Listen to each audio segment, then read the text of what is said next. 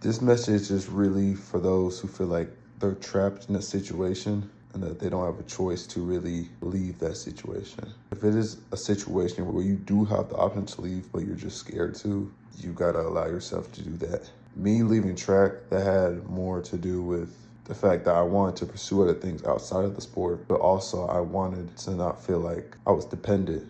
I didn't want to feel like I was dependent on a place to fund my living, to fund everything that I have going on. You never want to be a dependent on anybody. So if you want to get out of a situation, if you want to leave, you can do that.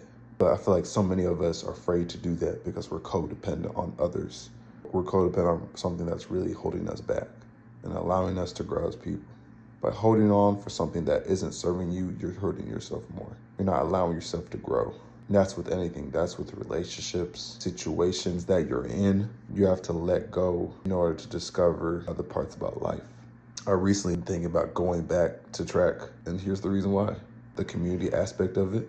And it was there for me whenever I needed help. It's like a safety net, where if I needed something, food, anything, assistance of anything, it was there for me.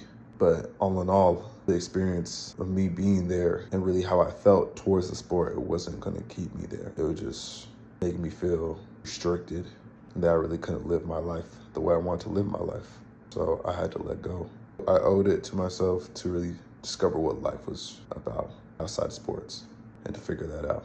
And y'all, I don't know, but I feel like life is so interesting.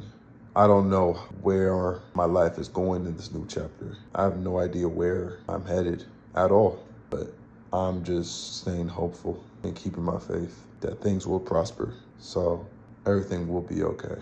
There'll be times in life where it can be quite confusing and we may not know how things will work in our favor, but it's just all of a matter of just staying patient. I think this next chapter is really testing my faith in God. If you're trying to strengthen your faith with God, you have to put yourself out there. You just have to talk to him like you're talking to any of your friends. Because he's a friend. He's someone that will watch over you. It doesn't take much. Set aside 15 minutes, 10 minutes a day, just show love, show gratitude. Because the fact that you are here says so much about how great God is. Continually build that connection by talking to him like a friend. Show gratitude and pray. And most importantly, you have to have faith. Like any relationship, you have to have faith. God will never put us in a situation that we can't handle. So, that's where the faith has to come in. The faith that whatever you are praying for, it will come into fruition. You just have to believe that. Faith comes in when you have knowing that God is always here to guide, protect you from things that may harm you. He's always here to guide, protect, or teach. He puts us in situations that allows us to grow and prosper as human beings. So everything always happens for a reason. But remember, God is only here to help. So when that fear, anxiety creeps in, you don't know who to turn to. You don't know really what to do. You have to remember, God is on our side. Even when you feel like he's not, he is.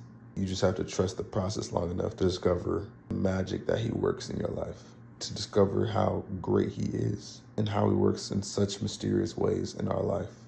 So building a relationship with God is all about learning to have faith in him as you would have faith in a friend. There has to be faith and some type of trust in every relationship that you have. And building a relationship with God is the same thing. You have to control what you can control. You can't control everything in this lifetime. We are only in control of the things that God allows us to be in control of. And he handles the rest. And as you keep doing these things day by day, your relationship will become stronger. And everybody's relationship with God is different. There's no black and white, picture perfect way to have a relationship with God. Whatever your relationship is with God is your relationship only. Nobody else has to understand it. Only you and him. So if you're stuck, ask others for clarity for how they built the relationship with God. But yeah, just take it slow, show gratitude, show love, pray. Most importantly, have faith that he will deliver. Because if you don't have faith, you don't have nothing.